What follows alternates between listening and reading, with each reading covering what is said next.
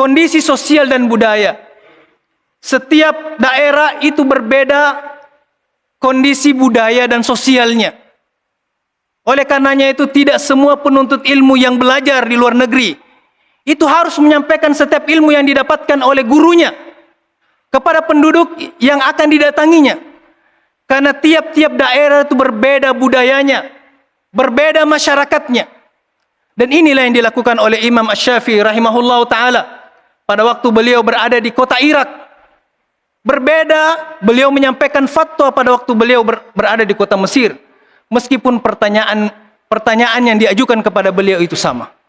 Oleh karenanya itu, kondisi sosial dan budaya juga perlu kita perhatikan.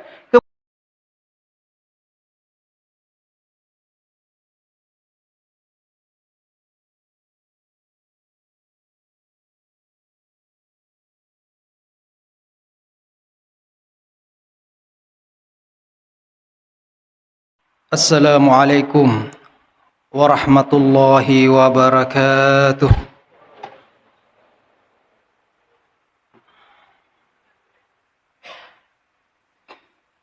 Allahu Akbar, Allahu Akbar. Allahu Akbar, Allahu Akbar.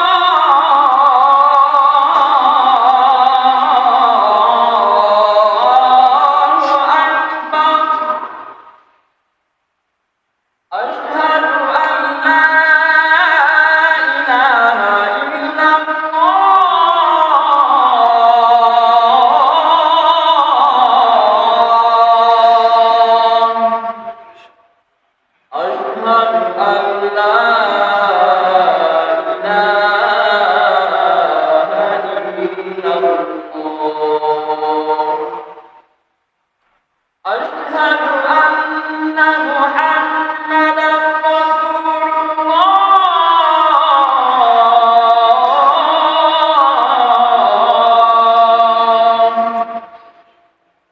Rasulullah. Asyhadu anna Muhammadan Rasulullah.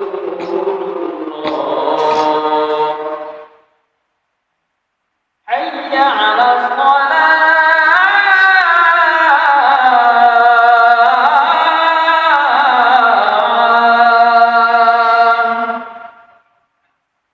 Hayya 'alas shalah.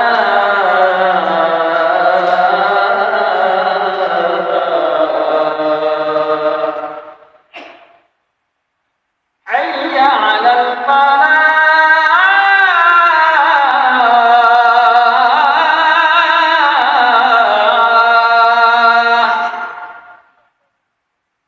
Hayya 'alal falah.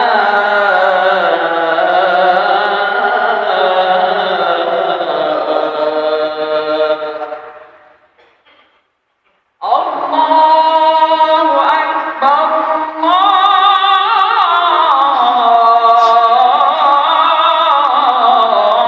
Allahu Akbar. La ilaha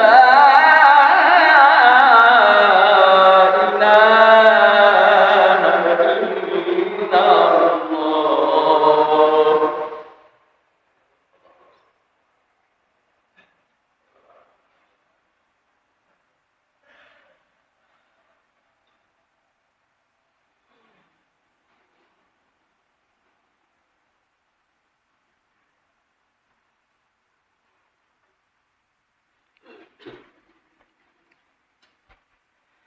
Innal hamdalillah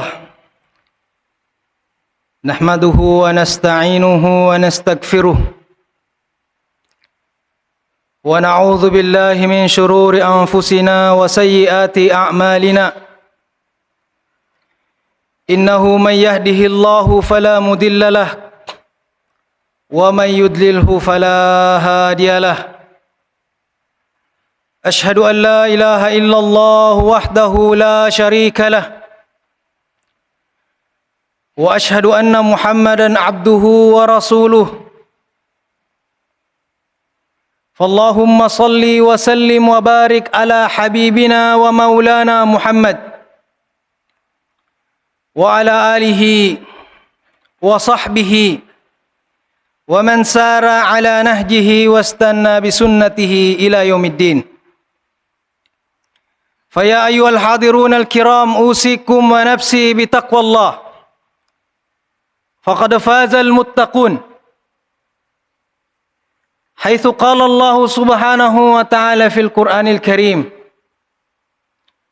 وهو أصدق القائلين بعد أعوذ بالله من الشيطان الرجيم يا أيها الذين آمنوا اتقوا الله حق تقاته ولا تموتن إلا وأنتم مسلمون أما بعد. Hadirin sidang jamaah Jumat yang sama-sama dimuliakan Allah Subhanahu wa taala. Di hari yang penuh berkah ini, maka tidak ada kata yang pantas untuk kita ucapkan selain pujian hanya kita berikan kepada Allah Subhanahu wa taala semata. Karena dengan izinnya lah sehingga pada hari ini kita masih bisa hadir bersama-sama berkumpul di masjid ini guna melaksanakan kewajiban kita sebagai hambanya, yakni melaksanakan ibadah salat Jumat secara berjamaah. Kita berdoa kepada Allah Subhanahu wa taala agar pertemuan kita di hari ini senantiasa dirahmati dan diberkahi oleh Allah Subhanahu wa taala. Dan kita juga berdoa kepada Allah Subhanahu wa taala, semoga Allah Subhanahu wa taala mengumpulkan kita di surganya nanti sebagaimana Allah Subhanahu wa taala mengumpulkan kita di tempat ini. Salawat beriringkan salam kepada Nabi kita Muhammad sallallahu alaihi wasallam beserta keluarganya, sahabatnya dan orang-orang yang senantiasa mengikuti beliau hingga hari kiamat kelak. Hadirin sidang jamaah Jumat yang dimuliakan Allah Subhanahu wa taala. Mengawali khutbah Jumat kita di siang hari ini, maka kami sebagai khatib ingin menyampaikan sebuah kisah atau tepatnya sebuah athar dari salah seorang sahabat Nabi yang bernama Umar bin Khattab radhiyallahu anhu. Athar ini diriwayatkan oleh Imam Bukhari di dalam kitab sahihnya. Beliau menceritakan bahwa pada satu ketika Amirul Mukminin Umar bin Khattab melaksanakan ibadah haji. Dan pada waktu itu banyak manusia yang berbicara tentang permasalahan yang sangat mendalam. Permasalahan yang agak sedikit sensitif menurut Khalifah Umar bin Khattab, yaitu tentang permasalahan baiat. Baiat dalam ajaran agama kita adalah berarti janji setia. Janji seorang muslim kepada pemimpinnya. Dan umat Islam pada waktu itu berbicara tentang permasalahan baiat. Umar bin Khattab pada waktu beliau mendengarkan umat Islam berbicara tentang permasalahan ini, beliau mencoba untuk meluruskan apa yang disalahfahami oleh sebagian umat Islam yang hadir di musim haji waktu itu. Namun niat beliau itu ditahan oleh salah seorang sahabat Nabi dan juga sahabat Umar bin Khattab yang bernama Abdurrahman bin Auf. Beliau mengatakan, "Ya Amirul Mukminin, la taf'al fa innana fil mausim." Ya Amirul Mukminin, jangan engkau sampaikan apa yang engkau ketahui. Karena kita sekarang ini berada di musim haji. Dan hampir sebagian besar orang-orang yang melaksanakan ibadah haji adalah orang-orang awam. Orang-orang yang sulit untuk memahami setiap perkataanmu. Jika engkau berbicara, maka mereka-mereka inilah yang akan berada di kelilingmu. Tahan hingga engkau kembali ke kota Madinah. Tahan hingga engkau kembali ke Madinatul Rasul, Madinatul Hijrah. Di sana berkumpul orang-orang cendekiawan. Di sana berkumpul para thalabul ilmi. Maka sampaikanlah apa yang ada di dalam fikiranmu kepada mereka. Dan niscaya mereka-mereka inilah yang akan menyampaikan kepada orang-orang yang ada di bawahnya. Hadirin sidang jamaah Jumat yang dimuliakan oleh Allah Subhanahu wa taala. Dari asar yang kita bacakan di atas tadi, para ulama mengambil sebuah istifadah. Ada sebuah faidah dari kisah yang diriwayatkan oleh Imam Bukhari ini. Salah satu istifadah yang sangat besar dalam kisah ini adalah bahwa tidak semua apa yang kita ketahui itu mesti kita sampaikan kepada seluruh manusia. Tidak semua informasi yang kita dapatkan itu mesti kita sampaikan kepada semua manusia. Apa yang dilakukan oleh Abdurrahman bin Auf ini dibenarkan oleh para sahabat Nabi dan dibenarkan oleh para ulama-ulama setelahnya, bahwa apabila informasi itu disampaikan kepada orang-orang yang tidak pantas untuk mendengarkannya, orang-orang yang tidak faham untuk memahami setiap perkataannya, maka niscaya mereka akan memutarbalikkan fakta. Mereka akan menyampaikan sesuatu tidak sesuai dengan substansinya, tidak sesuai dengan esensinya. Dan inilah yang ditakutkan oleh Abdurrahman bin Auf.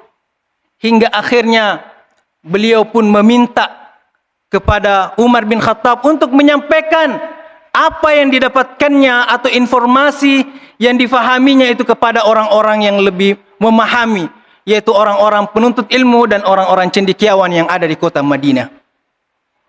Hadirin sidang jamaah Jumat yang dimuliakan oleh Allah Subhanahu wa taala.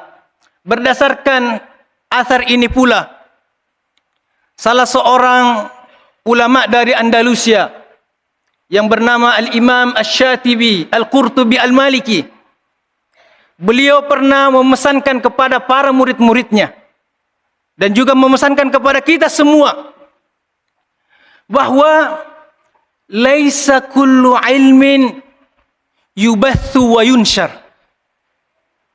wa in kana haqqan. Kata beliau, tidak semua informasi, tidak semua ilmu yang kita dapatkan itu mesti dipublikasikan, mesti kita sampaikan kepada seluruh manusia. Wa in kana haqqan, meskipun yang kita ketahui itu adalah kebenaran.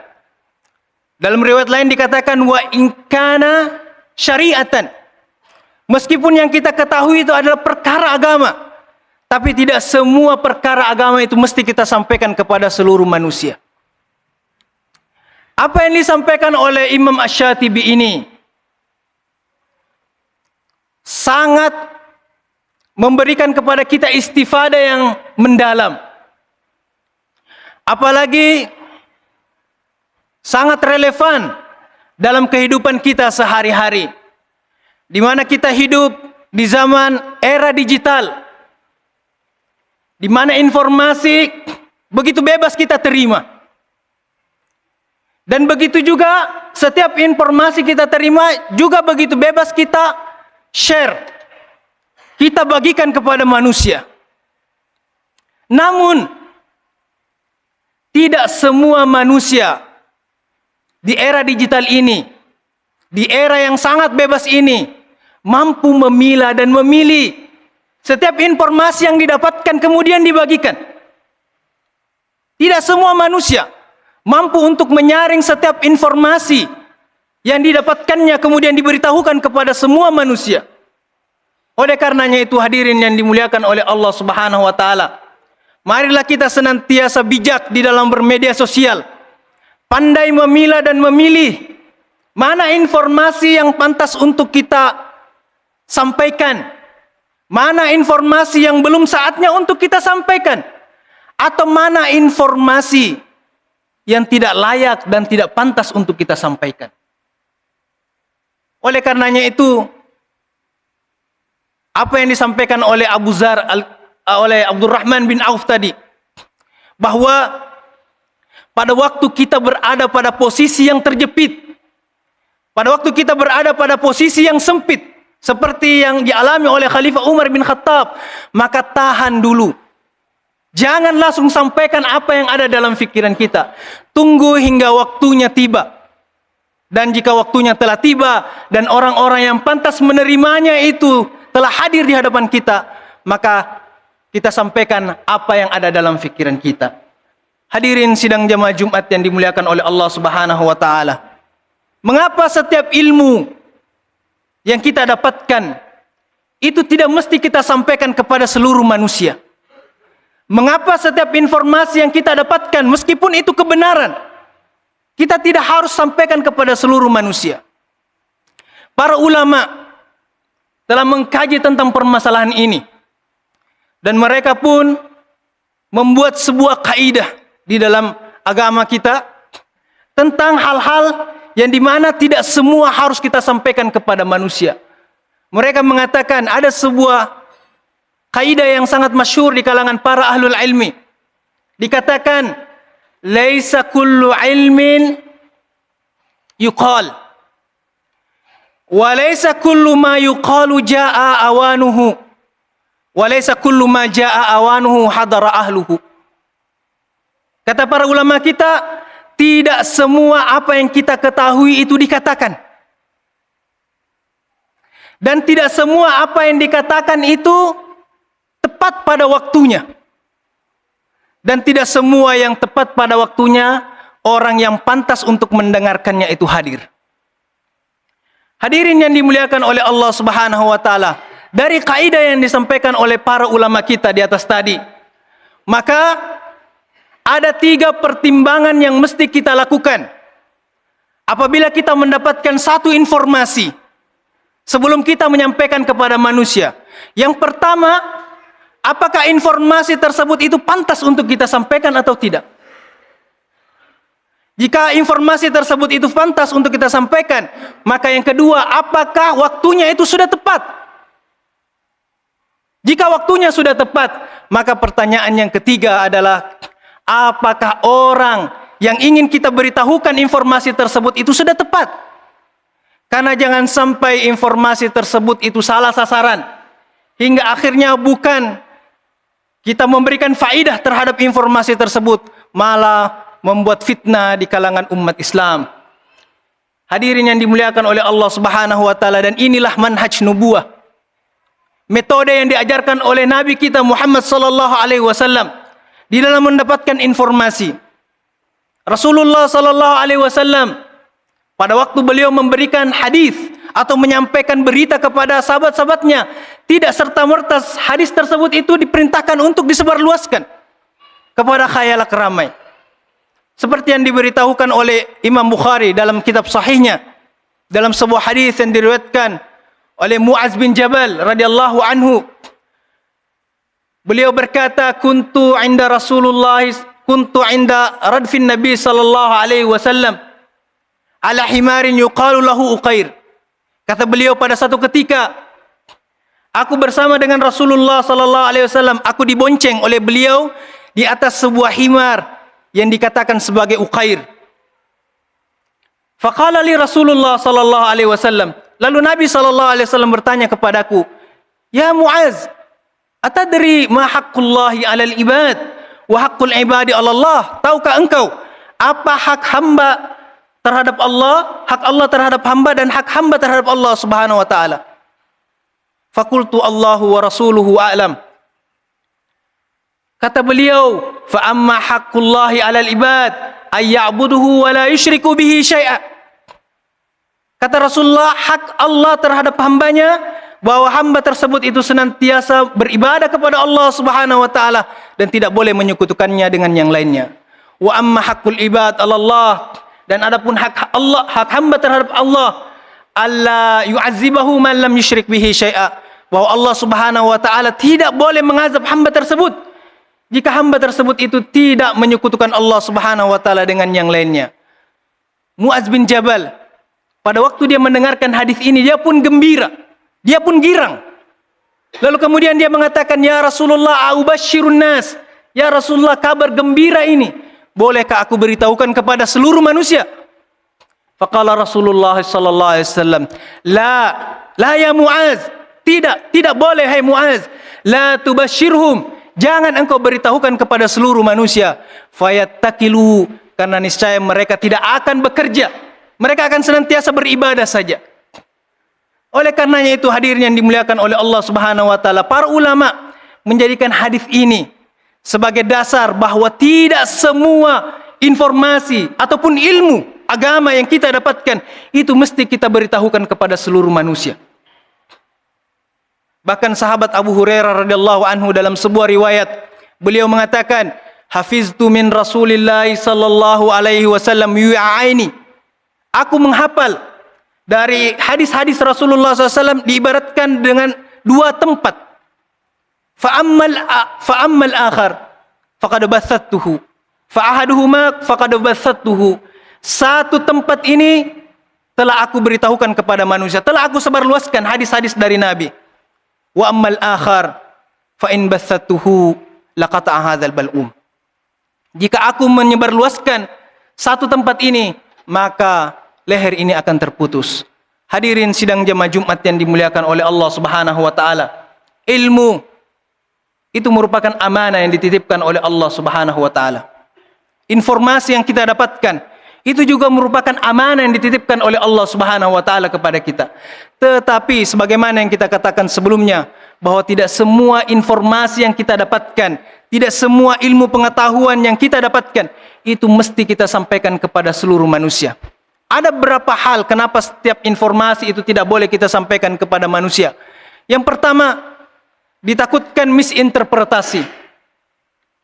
Takut salah penafsiran.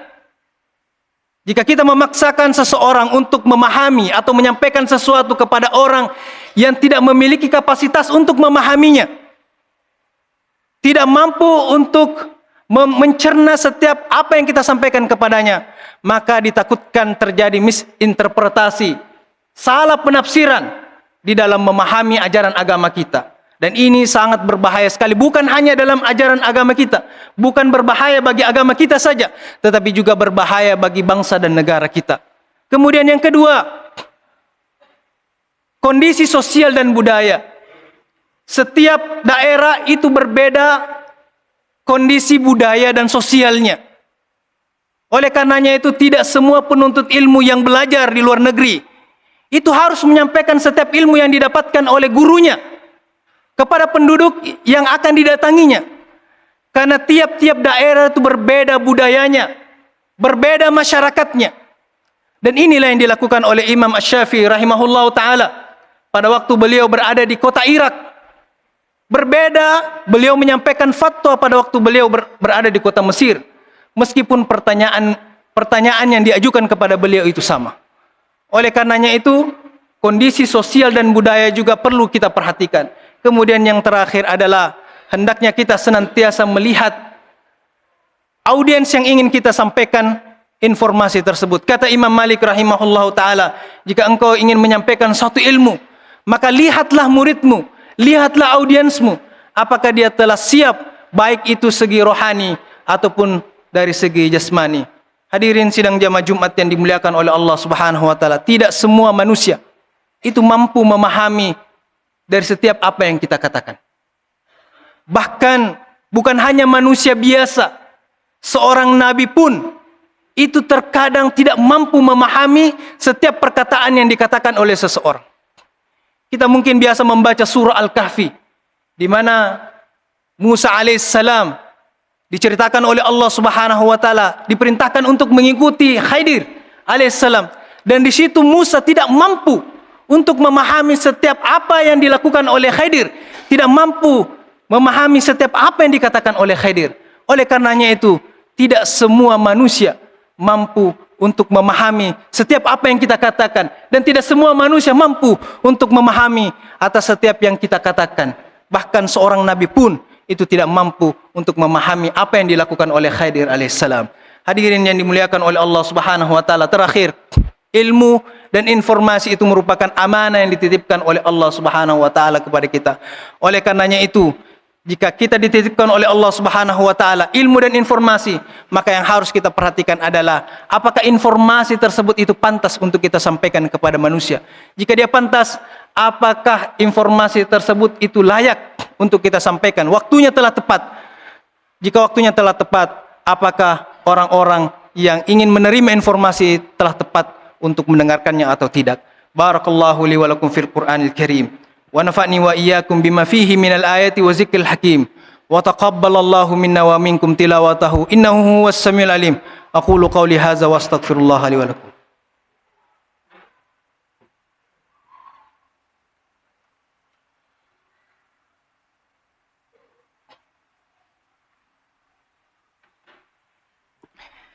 Innal hamdalillah nahmaduhu wa nasta'inuhu wa nastaghfiruh wa na'udzu billahi min shururi anfusina wa sayyiati a'malina.